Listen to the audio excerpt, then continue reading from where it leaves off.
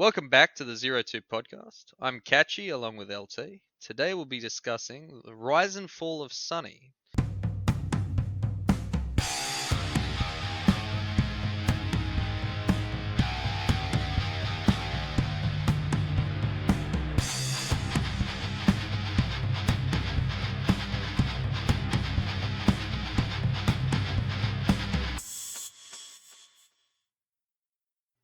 As we're 14 seasons in, how we feel about it.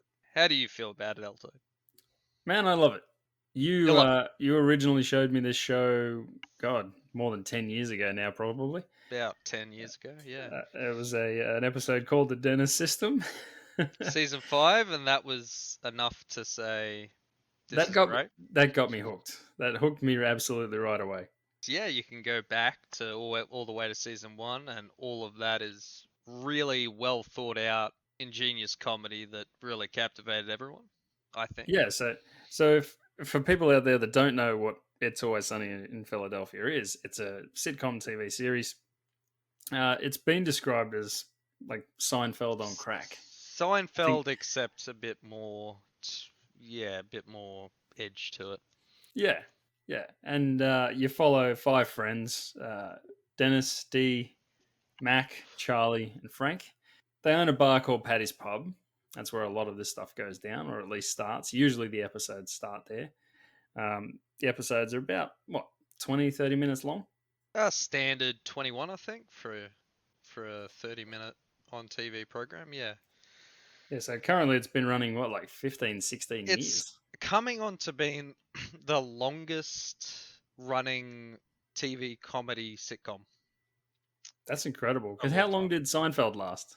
It lasted 9 seasons, Yeah. and this one's we're finished up on 14, heading into 15. One thing I will say, I think we're sort of starting to see a descent. Yeah, there's a descent. We loved all seasons 1 to 7. There were some low points in creativity, we definitely say. Maybe season 4, some of their writing and ideas weren't quite there, but they came back in season 5, which was stellar. I'd say season five, yeah, would probably if anyone was going to try to like get me onto this show, and this is exactly where you came in. Season five is an excellent jump off point. I think most of the episodes in season 5 are amazing, and the peak of comedy, peak of TV comedy, that would be the starting point. Just jump in right there, just straight away, and Yeah, you'll pick it up if you like it. 6 was good. yeah. Well, it's funny because when you go back, when did Danny DeVito, who plays Frank, when did he start? Because he wasn't in He's season one, was he? he was not in season 1. He started in season 2, and I think the story was that the studio FX required, like, told Rob McElhenney, who was a creator of the show, you need some sort of star power, otherwise we're going to cancel it or consider canceling it. And just so happened that Danny DeVito came along, and he was really taken with the concept of the sitcom, and he joined in straight away, really enthusiastic. So season 2 was that. And it's funny because he fit like seamlessly in with the rest of the group. I think it was just a personality thing. I think that was his idea of acting. Like, that was his perfect Yeah, fit. I think it's kind of like lightning in a bottle because everyone that works on Sunny, the whole five of them, they've got this dynamic that just I think it just works. Their personalities, their characters, everything just works. For some reason it does. I think all the characters are written into each other perfectly, and I think the casting is really good. Everyone is fucked up in the exact right way, and it meshes really well. And some of the storylines they go pretty out there. Oh, they get edgy, most definitely they do, but in the best possible way. Like, to keep all 5 characters as total degenerates, basically, but keep them relatable enough to be a great sitcom. And I would say if anyone would love a drinking game, you've got to watch the Charlie McDennis episode. Oh yeah, that was a good episode. There's countless amazing. Start with the Dennis system. That's just beautiful comedy right there, and yeah, but it kind of tapered off, I would say, going past season 8 and into the more modern seasons. I don't know whether they kind of got a bit lazy with the writing or they were kind of getting a bit comfortable, but something went a bit wrong. Yeah, it just doesn't seem to click as well anymore. It's not as natural, and I don't think is as well thought out. A lot of the concepts from the earlier seasons are more heavily leaned upon in the later seasons, and there's less kind of original thought put into the writing, I would say. And it has to be And added as well. I think Charlie, who went on to do, quite a few Hollywood films. I think it started with Horrible Bosses, Yeah, yeah. yeah, And yeah, he got famous, and I think a lot of the show started to revolve around him because. yeah. Which again changed the group dynamic, which worked so well for so long. And I wouldn't say he was the strongest character. No, I'd say that'd be Dennis or Mac, maybe Frank. It would definitely not be Charlie. He'd be either the weakest or second. I think Dennis, yeah, for the lead, if anyone was going to be described as a lead in this particular show. I would say so. I mean, all of them share screen time pretty evenly, but Dennis and his narcissism, borderline psychopathy, With the kind with of of course the implication. the implication. That's a great episode That's if you another haven't great considered. episode, yeah, if you haven't seen it already.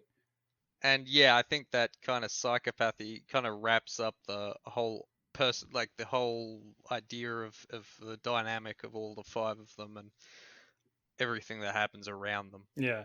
One other thing too, I think they have some of the most odd yet interesting supporting casts from people like Cricket, the McPoyles, people like that.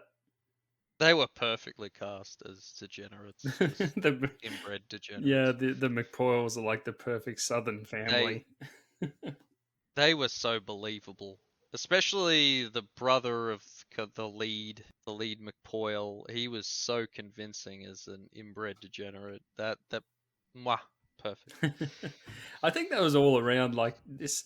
If you look at most sitcoms, you can usually pick out one or two things that, like, I don't know if that works or not. But the long running sitcoms like Seinfeld, as we mentioned earlier, I think that's another thing where the casting was just like fantastic, and I think that's why it works. The casting was great, and especially in the first 7 seasons, I'd say the writing had a tremendous amount of effort. Like they would have taken a lot of time and brainstormed the whole thing, especially in the earlier seasons, to get a perfect episode. I think they kind of the idea of the Simpsons. You can go either way on the Simpsons, but the first bit of it, you knew when it's documented, they put so much effort into each Yeah, episode, and then it just they gave up. It's like it's done on its own. and I think inevitably, like a, a TV show can outstay its welcome, and that's one thing. Like Seinfeld, Seinfeld was never cancelled. Seinfeld ended on a high Jerry, note. I think it was a consensus. They all said that, yeah, the story is that they all came together and said, they came together all the later seasons, said, do we have more? And when it came after season 9, they're like, no, I think we're done.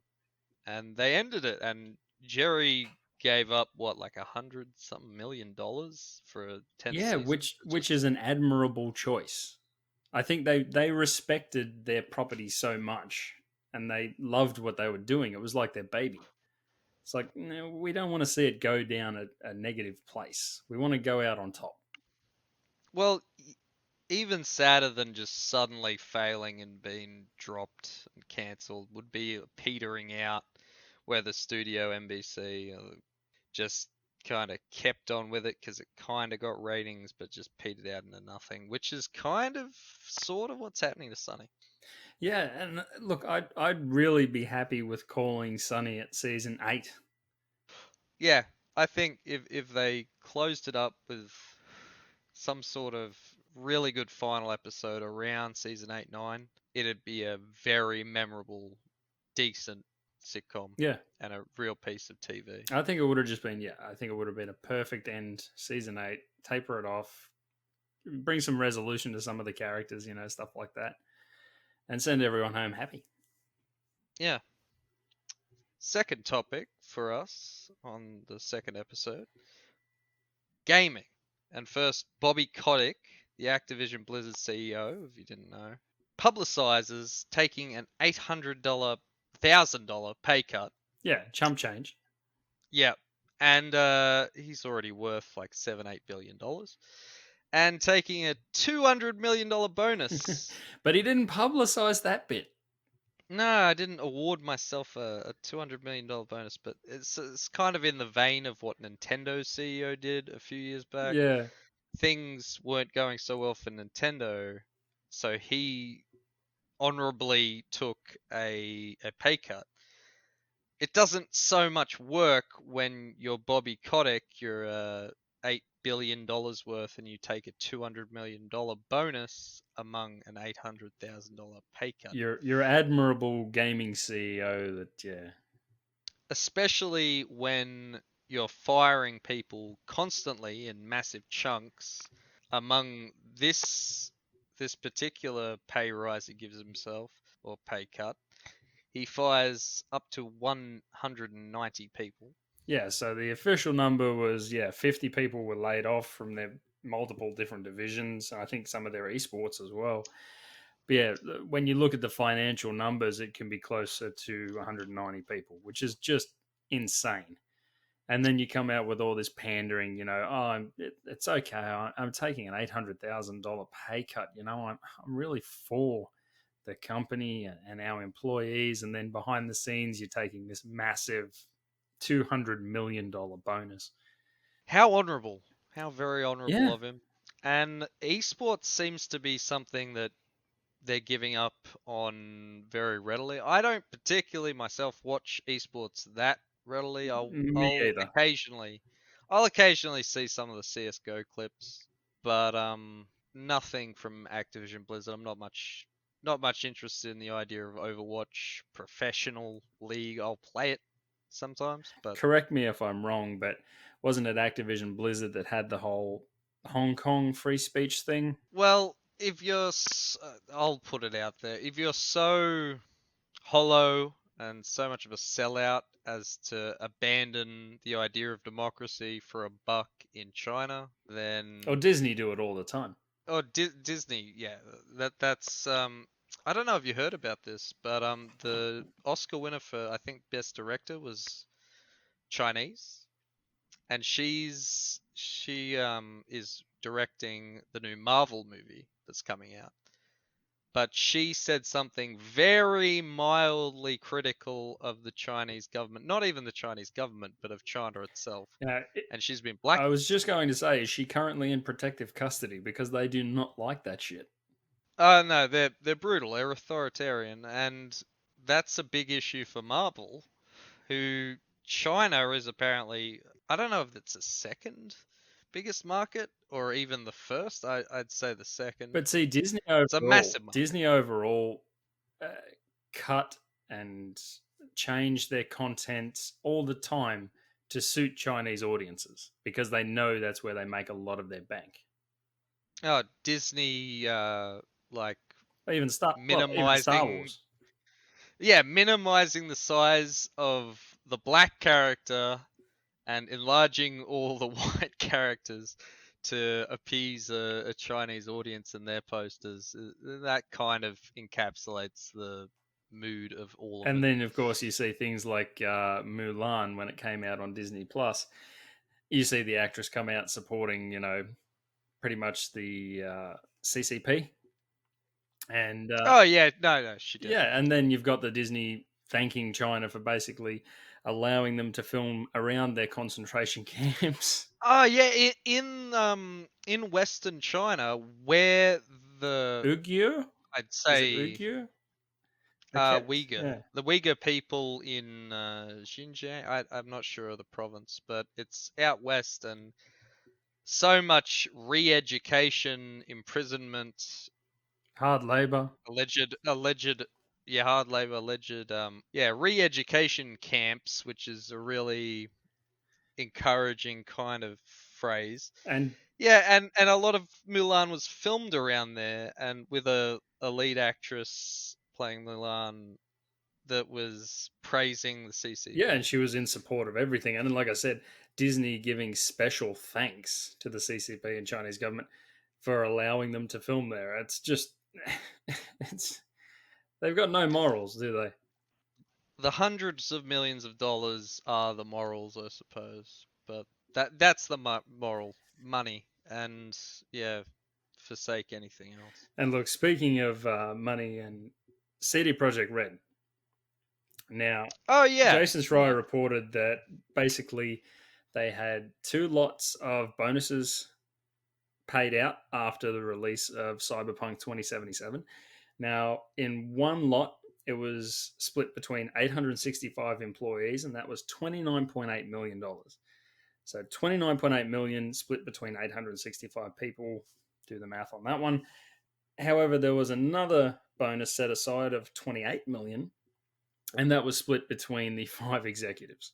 Five executives that made the fantastic decision to cut short development time, which it needed at least a And minimum release a extra broken year product. Yeah. to to release it in December 15th to get that holiday money and fulfill some sort of promise that it'd be released in 2020 when it was not ready. Even with the crunch, even with all those employees trying immensely hard, it was not ready. It was a massive project. It was an undertaking, and they didn't give it the time for the sake of money. And to pay yourself $28 million, which is basically the same amount among five of yourselves, the executives, the highest ranking that made that decision, and then the pay the same amount to 865 employees that slaved over making this Yeah, thing. who were working long hours and were under considerable crunch from all the reporting. That's bad publicity. That's incredibly Yeah, well, see, poor. basically, even after the crunch came out, multiple internal reviews and complaints were made by CDPR staff and the developers and everyone working on the game. So CDPR did come out and say that the salaries of these people were bumped up and basically the wages were increased and some of the company's lowest paid staff, including like QA testing, which they needed a lot more of, Uh, obviously. yeah, I think that's undervalued. I mean, yes, they're not developing the game. Yes, it requires a different skill set, but it's integral to releasing a decent game. You need it. Well, basically, everyone that was playing Cyberpunk 2077 at launch was a beta tester. They were the QA testers. Well, technically they are, and now they're doing crunching again to finish with all of the feedback of the millions of people that are now not playing the game if, But Steam see, charts or anything I go know right.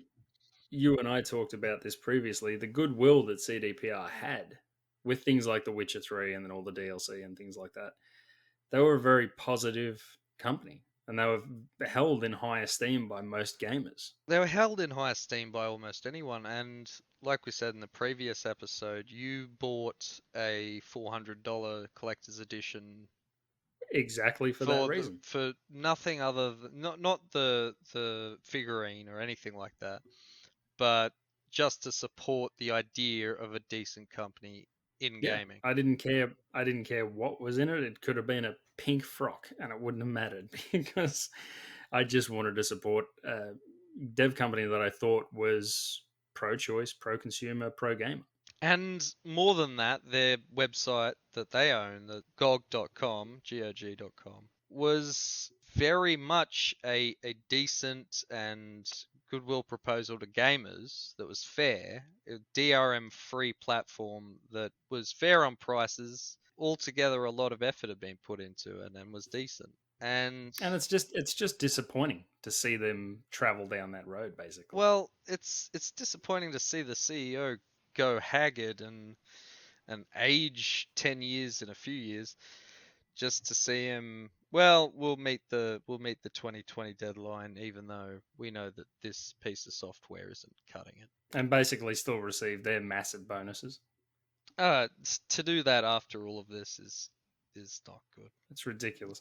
But speaking of bonuses, GameStop. Well, yeah, GameStop, We- who We've heard a saw lot about massive share increases over last a year. lot of people on all their nostalgia of the good old days of GameStop, and here in Australia, same company, EB Games Electronics Boutique. And yeah, people loved it, and they didn't want to see it go under, and they bought stock and screwed over, I think, a hedge fund. Yeah, they played the stock at their own game, basically. Yeah, and that was, well, that was what it was. I personally wouldn't buy GameStop stock considering the position that digital platform games and physical platform games are in. But however it went, and Well, George see, Sherman. in 2020, before we get there, they made a net loss of $215 million. Mm, yeah, which I is continue on expected. with Mr. Sherman. And George Sherman, the GameStop, or currently resigning GameStop CEO, is taking 179 million in stock options for himself as he leaves the company. Among the same time that they're taking that 215 million in debt, so a similar amount. And So yeah, basically in 2021, I think he leaves in June or July. I think he steps down in one of those months. Now, if your net loss for all of 2020, you're down $215 million, you're already down nearly $180 million with this guy stepping away because he takes all those stock options with it. yeah, and I think they're almost at a similar amount for just this year so far, 5 months in. So it's not, I think, so it's not a good position for them to be in. And to be honest, we discussed this with the PS5 and other platforms coming out as strongly digitally only, selling consoles without a disc tray. I don't see a future for. Which we don't enjoy because we like our physical copies. We like having physical I media. like the option. I of course use Steam and the PlayStation Store and digital copies, but I like having the option if I love something to have a physical copy of it sitting on a shelf. But see, when you're using Steam, you've got multiple options. You can go, if you want to go to Epic Games or multiple other launches, and they're all going to have different prices. They're all going to compete. Yeah, and you want that. As a consumer, you want that idea of companies competing with each other so the Yeah, consumer wins out.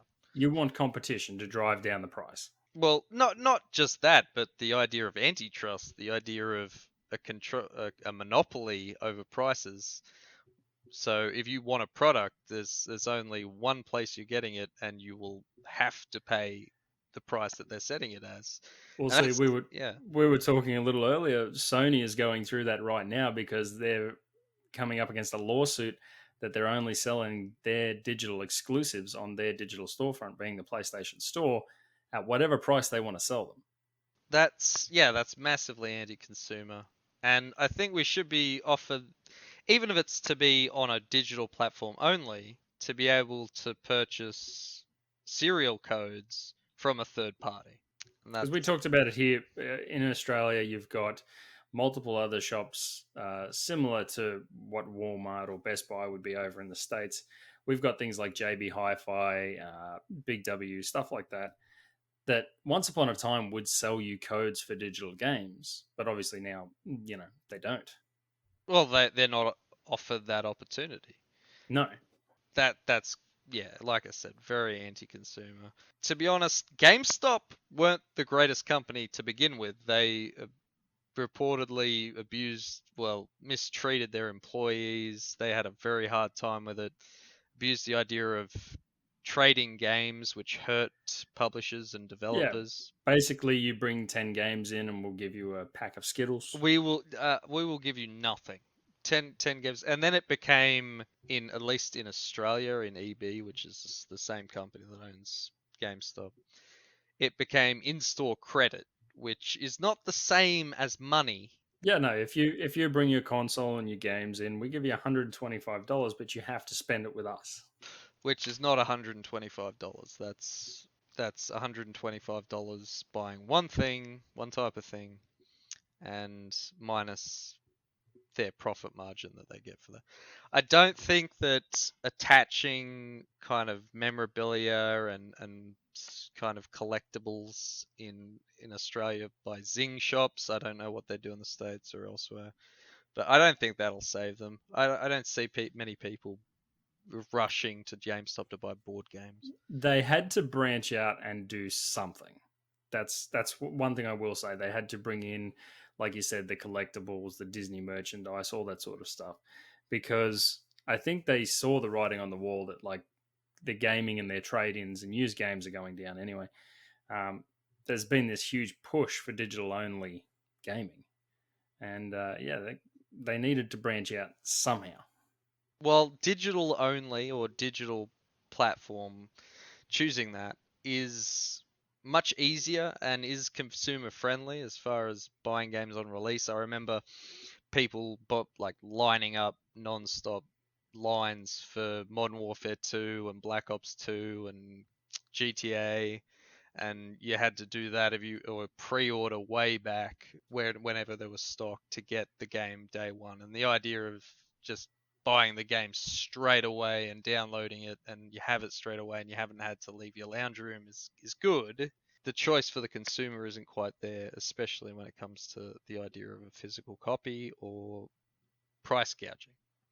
Not only that, I think at the end of the day, if you've got a digital only library and whatever console you're on, if you're on Xbox or PlayStation, Google Stadia,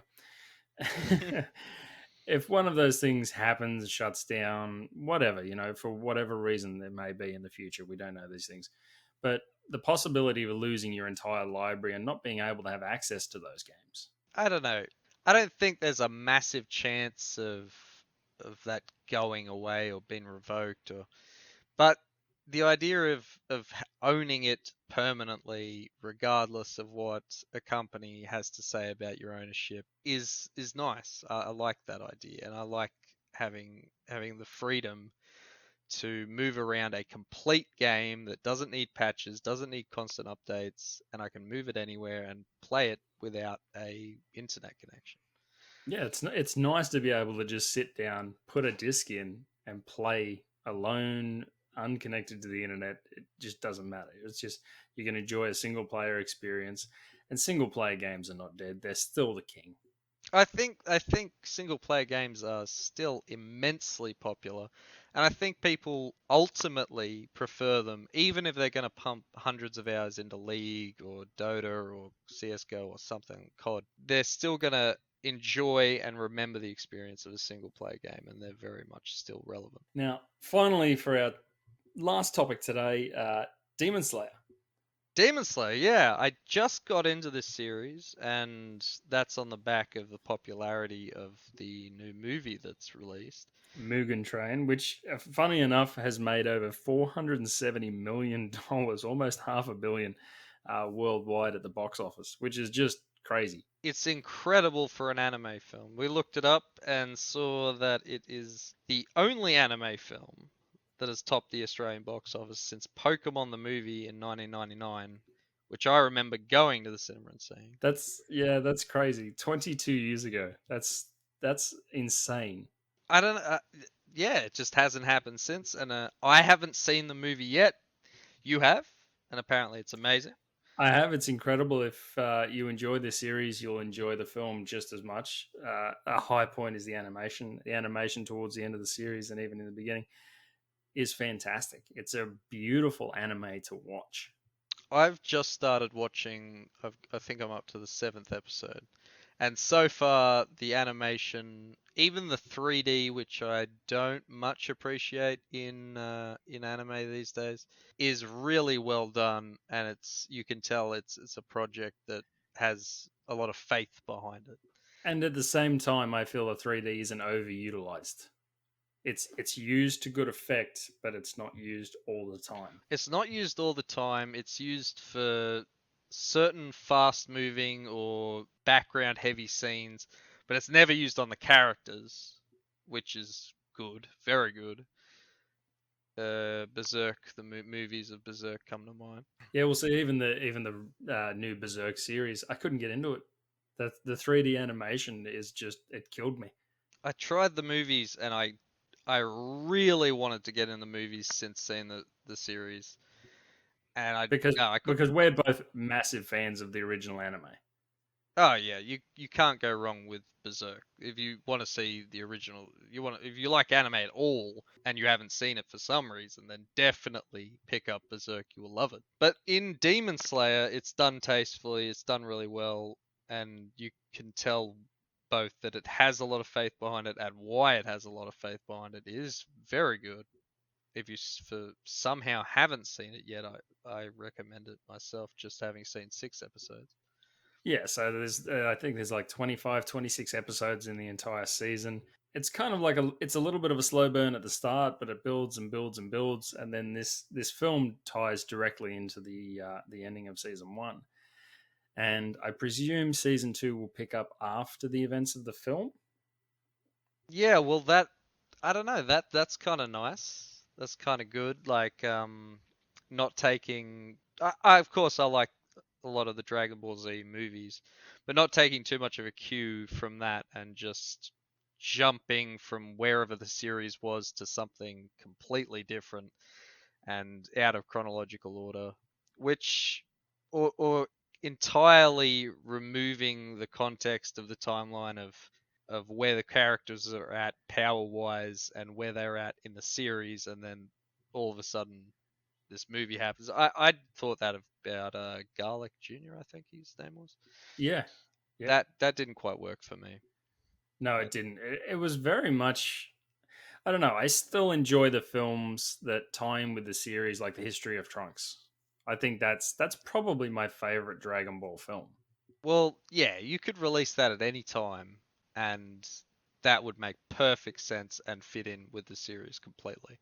Whereas the Garlic Jr., that did make its way into the series, but It it was is. Yeah, jarring. it definitely did, and I think it's canon. Yeah, it's jarring, and it comes just after the Freezer saga, I think. And yeah, it kind of doesn't make any sense. Where did this come from? It wasn't built up at all, nearly as much as Namek was, and it just kind of fades away. Yeah, but see, speaking of anime films, the last Dragon Ball film, Dragon Ball Super Broly, um, actually canonized Broly as a official Dragon Ball character in the current timeline. So that's pretty cool. So the original movies of Broly, they were not Always not. He's spearheaded. an Yeah, he's a non-canon character. Or always has been. Mm. I liked that movie. The animation was really good in that. I It's think the animation, the fight scenes, the voice acting, I think everything was really good in the first. What was it? The legendary Super Saiyan movie. the most recent movie, I think, was too much fan service. Not in the sense of classic anime fan service, but that they showed everything that people wanted to see, but at the slight sacrifice of, I don't know, something different and really compelling, I think. I think they tried to keep Broly the same, but at the same time give him a little bit of a different backstory. I'll say some of the animation in that film is absolutely fantastic Oh, as the well. animation is great. Yeah. When Broly first fights Vegeta, I think that's peak Dragon Ball animation. That was a lot of money put into making a lot of frames of very beautiful drawing. And then they changed animation a couple of times during the fight because they used the same thing. They switched to 3D animation for a while as well, and that was a bit jarring for me actually. Mm. Yeah, did they switch 2D styles of animation as well? Yeah, because the Goku fight was animated differently, and then once they come back as I think it's Gogeta, that was different again. That went into the 3D animation and the drawn. Yeah, I think we noted that. We kind of looked at each other in the cinema when we saw it, and it's like, oh yeah, this is a bit different. This is cool, and then we noticed a change. I'd say if you've seen it, you'd notice it too. But I think it's really cool, especially with like Demon Slayer, Mugen Train, and Dragon Ball Super Broly, that anime is coming to the West and it is becoming like massively popular. Well, that's good. That can only mean good things. Hopefully, the West doesn't have too much of an influence over what has made anime good, which is the Yeah, Japanese we don't perspective. we don't need the leftists SJW kind of thing influencing them at all. I don't think they've been influenced by that so far. I think they've very much ignored that. It hasn't really played on their minds as to appeasing them. And I honestly think that that's probably why it's so popular. There is a heavy focus in anime on characters and story. I'd say that it's a big reason why a lot of people watch it. Is Rather than like the West's tokenization and pandering most of the time.